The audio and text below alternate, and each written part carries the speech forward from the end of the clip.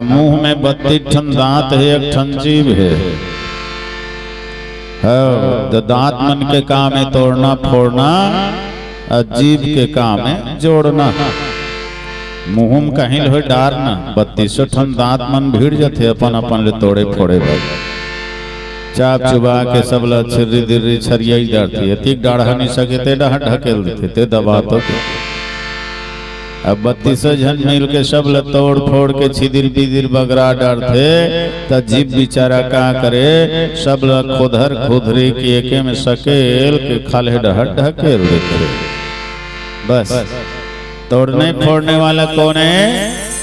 निशाचर मन, राक्षस मन। और जोड़ने वाला कौन है? भगवान राम। लंका ओकरे वर्गे है। ये जगह तोड़ फोड़ करने वाले निशाचर है ना, सब लोग भगवान अपन साथ में जोड़ ली। कत को झन लजिया जोड़ी सब